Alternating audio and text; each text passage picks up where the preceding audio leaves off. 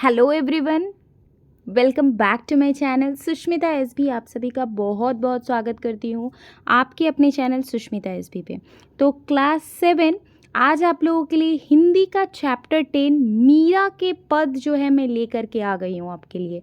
ठीक है, तो पहले के वीडियोस चैप्टर 9 तक जिन्होंने अभी तक मेरे चैनल पे नहीं देखे हैं वो वीडियोस जो मेरे चैनल पे पहली बार आ रहे हैं, तो आप जा कर के पहले के वीडियोस ज़रूर देखें। मैंने ऑलरेडी चैप्टर 9 तक पूरा question answer and explanation video जो है आप लोगों के लिए कंप्लीट कर दिया है। ठीक है, एंड जो चैनल पे नए आ रहे हैं सब्सक्राइब करना भी बिल्कुल भी मत भूलिएगा। चैनल को सब्सक्राइब कर दीजिएगा एंड अपने दोस्तों के बीच भी शेयर कर दीजिएगा। तो आज हम देखने वाले हैं हिंदी का चैप्टर 10 मीरा के पद। ठीक है, मीरा के पद समझ में ही आ रहा है कि मीरा के पद जो है वो मीरा के द्वारा ही रचित है, मीरा ने ही इसको रचा है। तो मीरा कौन है? अगर आप सभी को पता है, अगर किसी को पता है तो वो कमेंट बॉक्स पे कमेंट कर सकता है कि मीरा कौन है। मीरा कौन थी?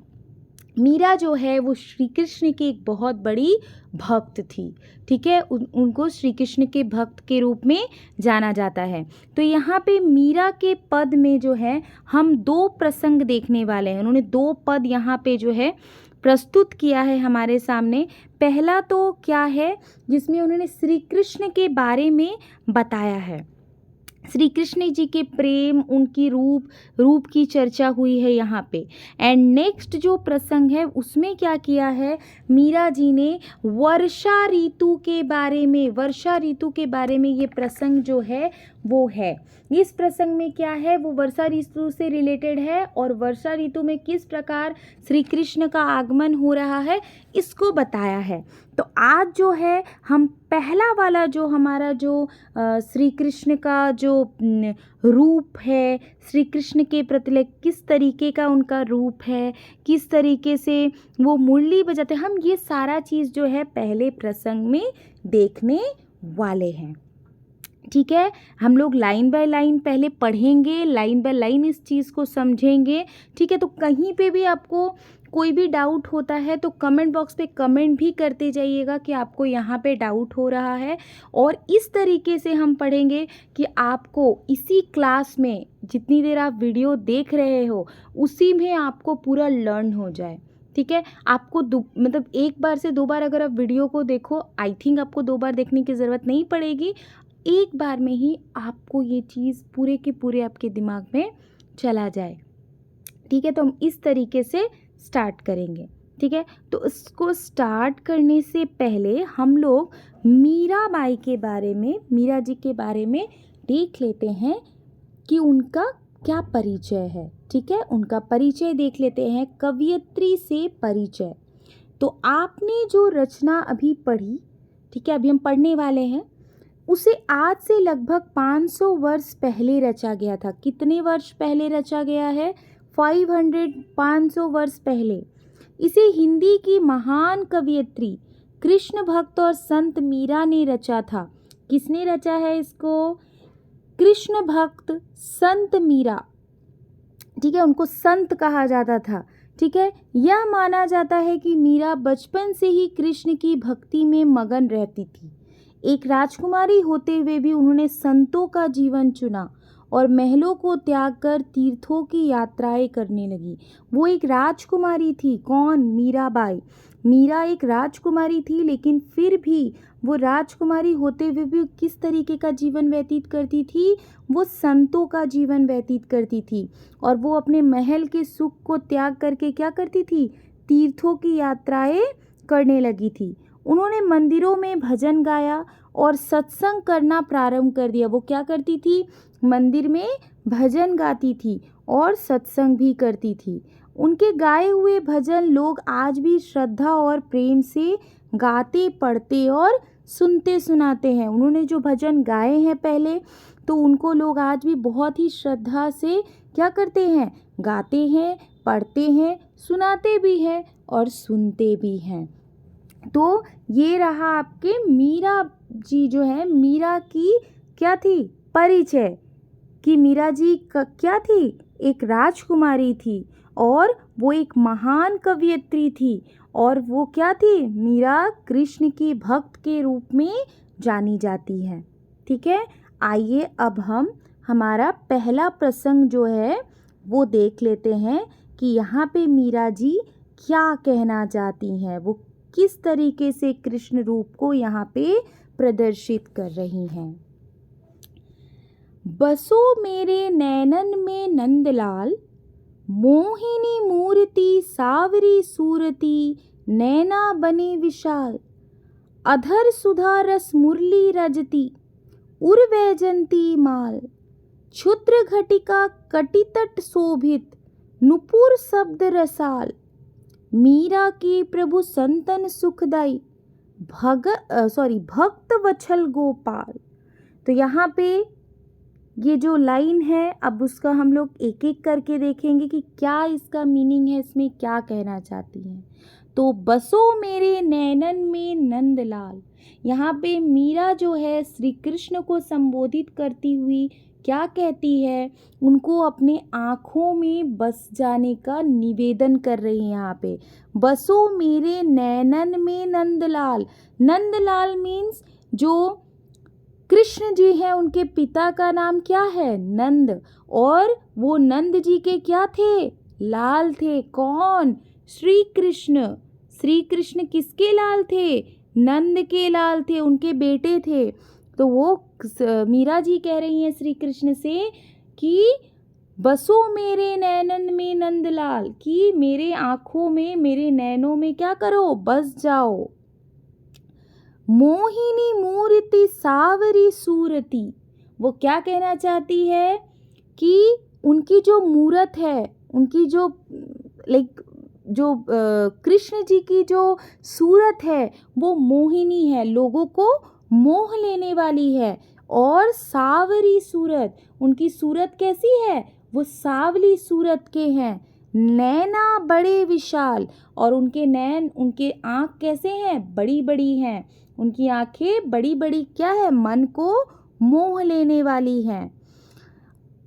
अधर सुधा रस मुरली रजती, मतलब उनके अधर सुधा रस मुरली रजती, मतलब उनका जो मुख है वो क्या करते, मुख से क्या करते, जो मुरली बजाते हैं वो क्या होती है, बहुत ही ज़्यादा क्या होती है, अमृत बरसाने वाली होती है। ऐसा लगता है कि अमृत बरसा रही है, अधर सुधा बरसा रही है। उनकी जो मुंह से वो जो मुरली बजाते हैं, बांसुरी बजाते हैं।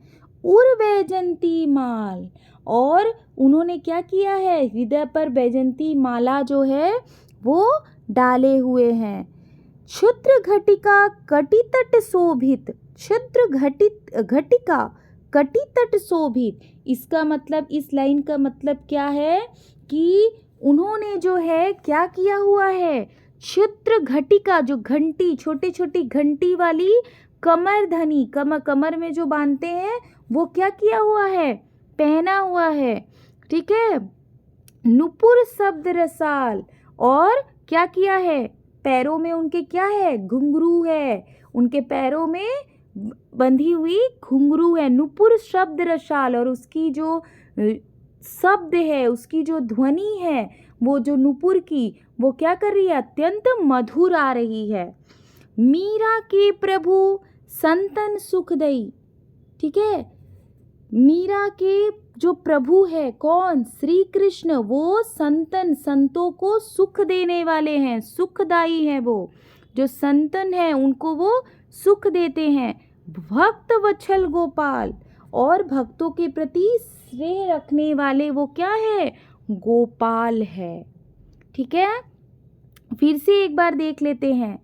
बसो मेरे नैनन में नंदलाल, मोहिनी मूर्ति सावरी सूरती, नैना बने विशाल, अधर सुधा रस मुरली रजती, उर्वैजंती माल, क्षुद्र घटिका कटितट शोभित, नुपुर शब्द रसाल, मीरा के प्रभु संतन सुखदई, भक्त वत्सल गोपाल।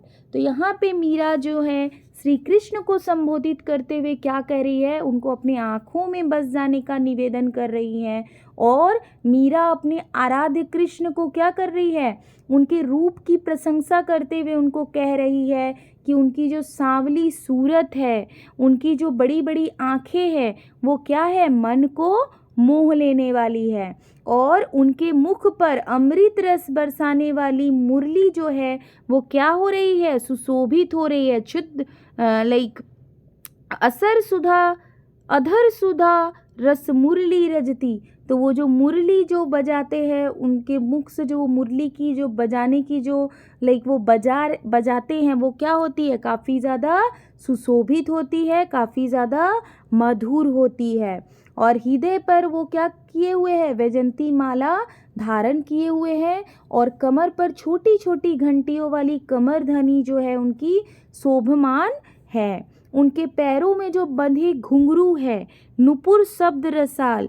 उनके पैरों में जो बंधे हुए घुंघरू है वो अत्यंत मधुर ध्वनि क्या कर रहे हैं, उत्पन्न कर रहे हैं। मीरा के प्रभु संतन सुखदई भक्त वत्सल गोपाल। तो मीरा अंत में क्या कह रही है कि ऐसे श्री कृष्ण ही मेरे आराध्य हैं जो संतों को सुख देने वाले हैं और भक्तों के प्रति स्नेह रखने वाले कौन है, गोपाल है। तो ये जो प्रसंग जो मीरा ने, ये जो मीरा द्वारा रचित जो प्रसंग है, इसमें जो है मीरा का श्री कृष्ण के प्रति जो श्रद्धा है, ठीक है, जो श्री कृष्ण के प्रति उनकी जो भक्ति है वो साफ यहाँ पे दिखाई दे रही है। तो यहाँ तक अगर आप लोग को कोई भी डाउट होता है, आप लोग कमेंट बॉक्स पे कमेंट कर दीजिए कि यहाँ पे आपको डाउट है। एंड अभी तक जिन्होंने चैनल को सब्सक्राइब नहीं किया है तो सबसे पहले तो चैनल को सब्सक्राइब कर लीजिए, क्योंकि इस चैनल से जो है आपको आपके स्टडी में बहुत ज़्यादा हेल्प मिलने वाला है।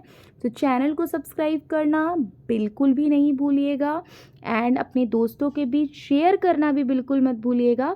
नेक्स्ट का जो नेक्स्ट जो हमारा प्रसंग है, सेकंड जो प्रसंग है मीरा के पद का, वो नेक्स्ट क्लास में मैं आप लोगों के लिए लेकर के आऊँगी, ठीक है। तो उसके लिए आप लोग रेडी रहिएगा। नेक्स्ट क्लास में आप लोगों के लिए मीरा के पद का जो सेकंड भाग है, वर्षा ऋतु वाला जो है, जो मैंने पहले ही आप लोगों को बताया कि वर्षा ऋतु से संबंधित प्रसंग है, तो वो जो है हम नेक्स्ट क्लास में डिस्कस करने वाले हैं। तो अभी के लिए इतना ही, ठीक है। मिलते हैं हम नेक्स्ट क्लास में।